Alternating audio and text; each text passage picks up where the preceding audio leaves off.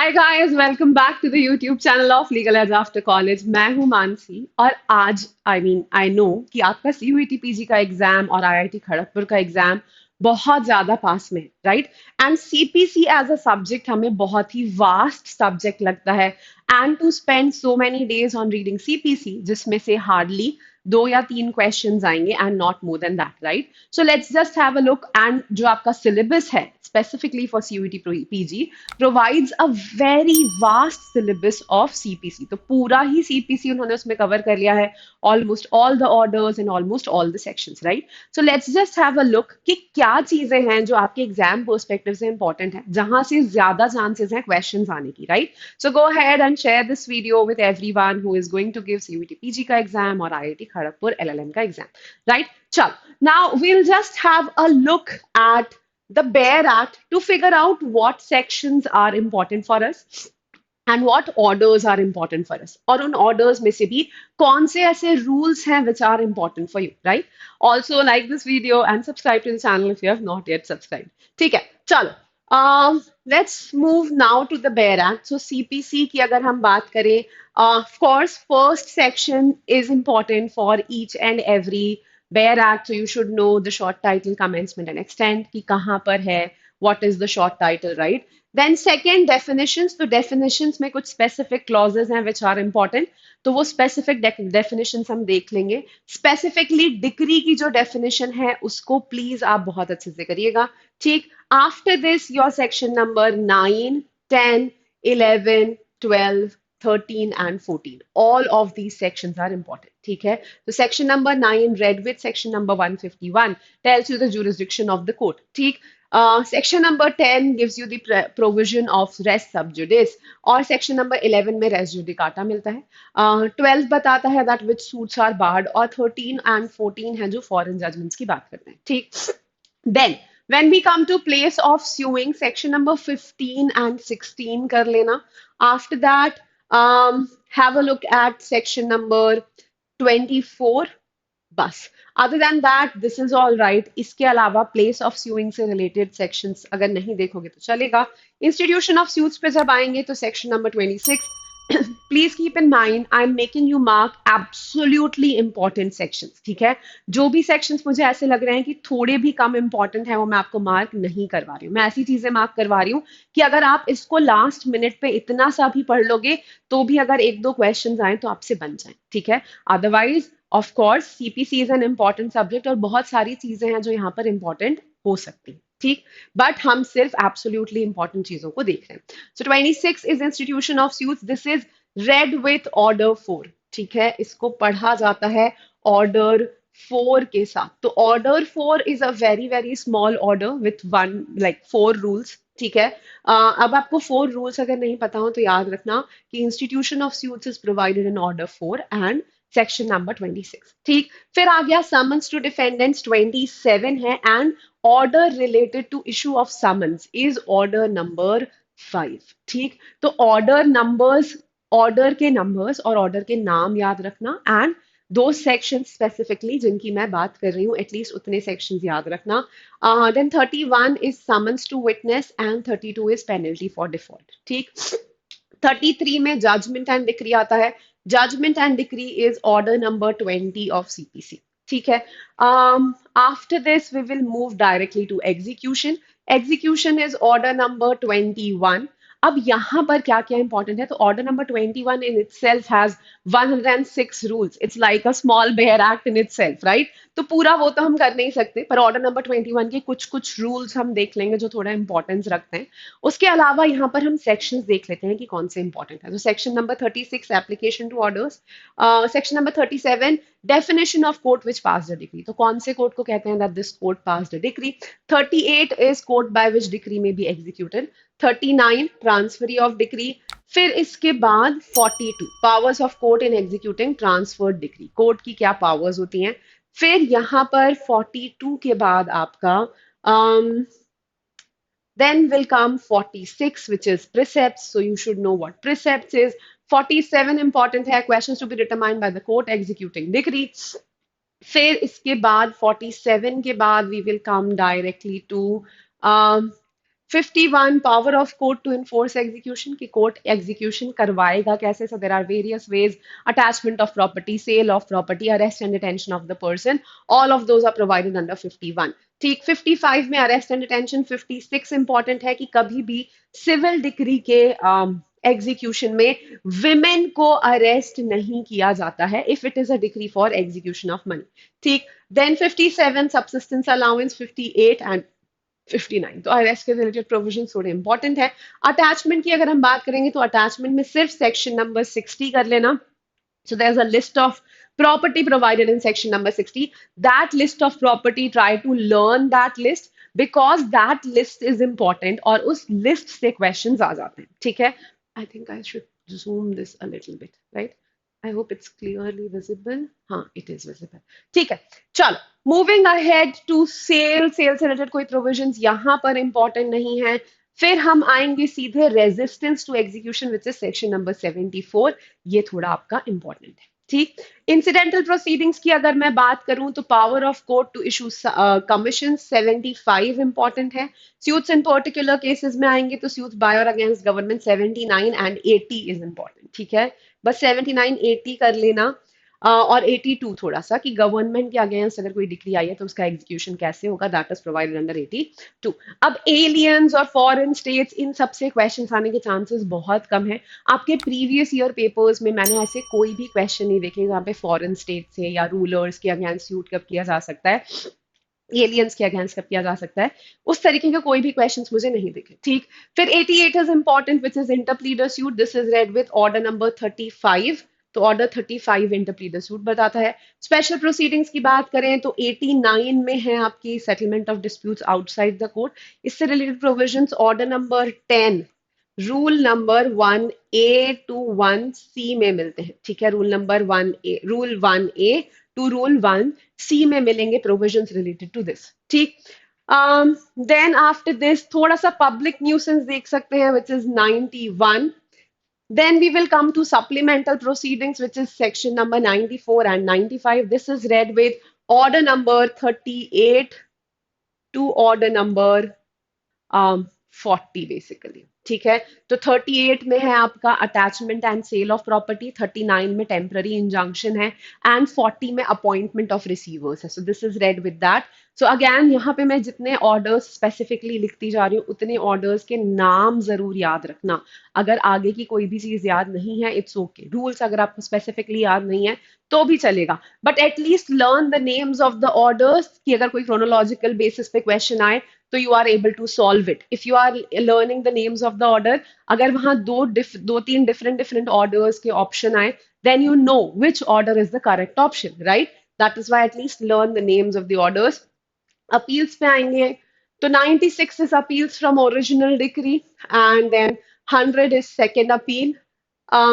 फिर 104 is orders from which appeal lies. ठीक है. So there is I think order number 43 है orders appeals from orders. तो order number 43 appeals from orders. ठीक है. फिर आता है हमारा after this will come to reference review and revision. तो 113 reference है, 114 review है and 115 revision है. All of this is important. The last part, this part, इसमें कुछ बहुत ज्यादा इंपॉर्टेंट नहीं है, थोड़ी बहुत चीजें देख लेते हैं. तो 148 ए जो है आपका right to lodge a caveat और 148 एनलार्जमेंट ऑफ टाइम, इतना देख लीजिए, and 151 saving of inherent power of courts. ठीक है. तो ये हुए आपके सेक्शंस. अगर आप सेक्शंस बहुत अच्छे से कर लोगे तो आप ऐसा मान लो कि 80% सीपीसी आपका कवर हो जाएगा, क्योंकि ऑर्डर्स में से बहुत क्वेश्चंस नहीं आते हैं. ठीक है.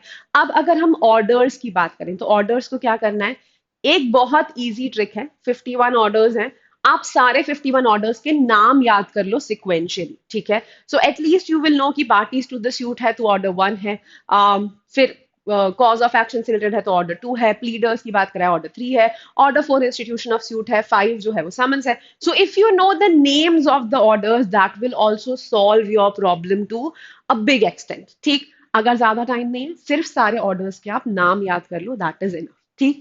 पर अगर थोड़ा सा हम अंदर जाके देखें तो कुछ ऑर्डर्स के कुछ चीजें हैं, कुछ रूल्स हैं जो इंपॉर्टेंट है, उनको हम देख लेते हैं. ठीक है. फर्स्ट शेड्यूल में ऑर्डर्स आपको मिलेंगे. ऑर्डर 1 का नाम याद करना है.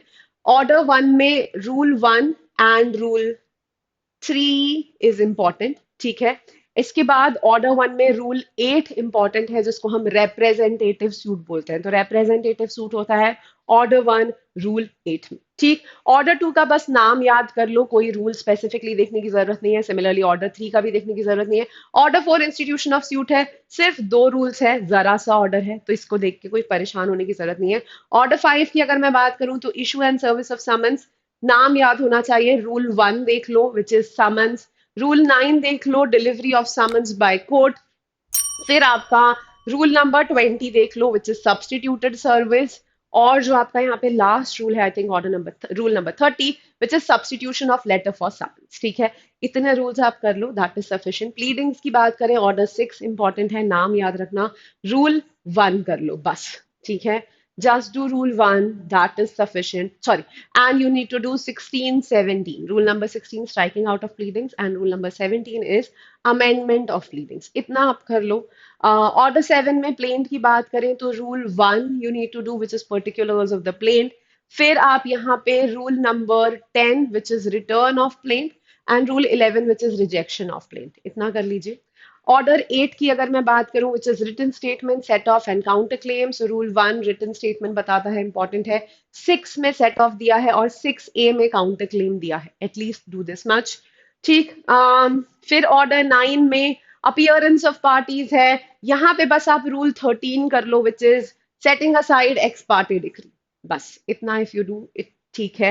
ऑर्डर नंबर 10 में मैंने आपको बता दिया, this is examination of parties by the court. Rule one A, rule one B and rule one C talks about alternate dispute resolution mechanism, तो उससे रिलेटेड है ये। ऑर्डर 11 का सिर्फ नाम याद कर लो, और अगर इसमें कोई रूल देखना है तो रूल नंबर 21 बस देख लो, इसके अलावा कुछ देखने की जरूरत नहीं है। ऑर्डर 12 का सिर्फ नाम याद करना है, ठीक है। फिर order 13 again only name is sufficient. Order 14 framing of issues है, settlement of issues on suits agreed upon on sorry, settlement of issues and determination of suit on issues of law or on issues agreed upon, right? This order per se is slightly important, but आपके exam के perspective से अगर आप इससे नहीं भी करोगे तो भी चलेगा। सिमिलरली ऑर्डर 15 का भी नाम याद कर लो। 16 का नाम तो नाम तो हमें सबके ही करने हैं। 16 ए का नाम, 17 again you should know the name which is adjournment, 18 is hearing of the suit and examination of witnesses, 19 में affidavits है, 20 में judgment and decree है। तो order number 20 का rule 6 contents of decree, 6A preparation of decree and rule 1 at least इतना आप थोड़ा कर सकते हो।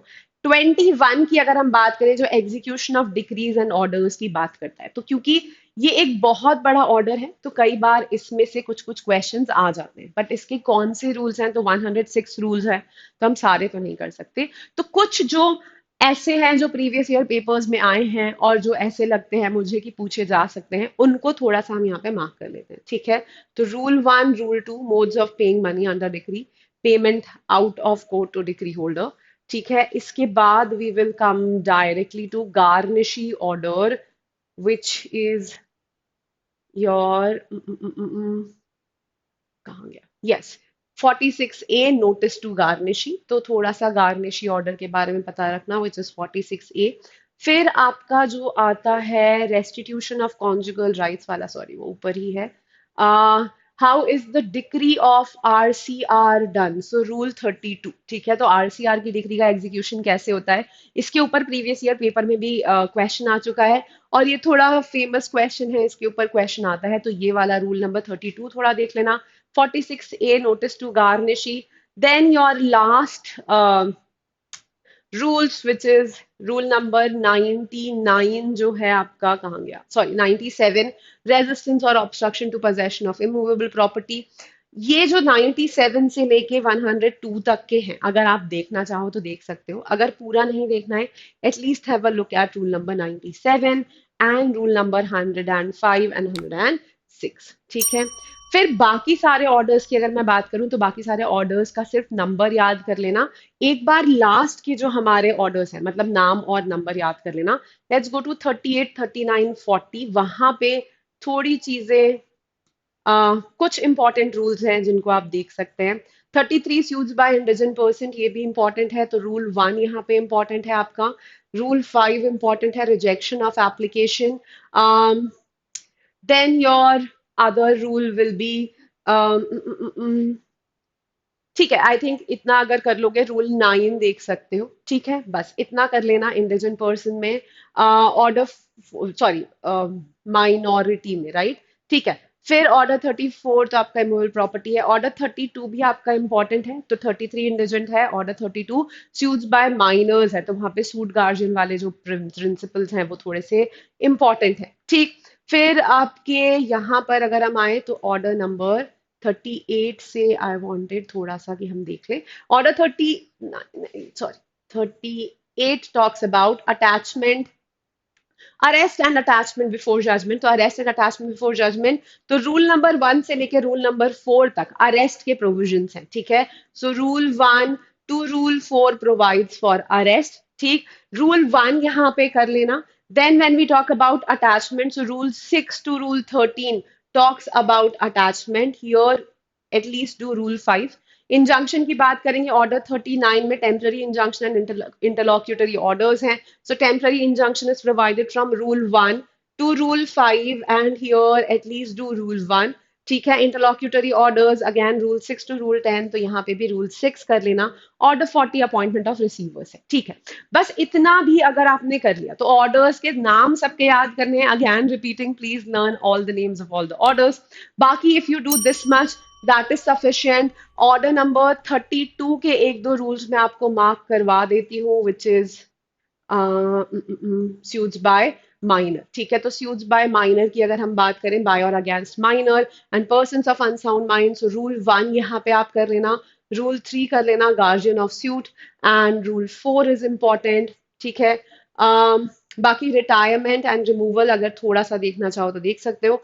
At least these many sections if you do and these many rules if you do, this will be more than sufficient for the purpose of your exam, ठीक है। this is not sufficient for understanding of CPC, but अगर इतने rules को आपने properly revise कर लिया, इस तरीके से orders के नाम अगर आपने याद कर लिए और इतने sections अगर आपने properly कर लिए, then it is sufficient for the purpose of your exam, right, ठीक है। all right, this was what the video was all about.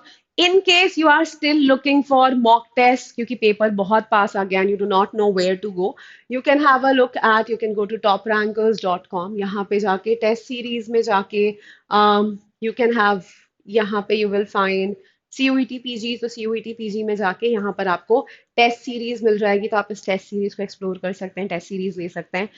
We have also have a lot of courses related to CLAT PG, AILET PG and all of that. तो online courses पे जाके यहाँ पे आपको CLAT, LLM, CUET and for government law officer exams there are a lot of courses, you can go and explore those if you are interested in any of them, ठीक है। Please like, share and subscribe. If you have any questions, anything at all, please put that in the comment box. And this was it from my side. All the best for your exam. Take care. Bye bye.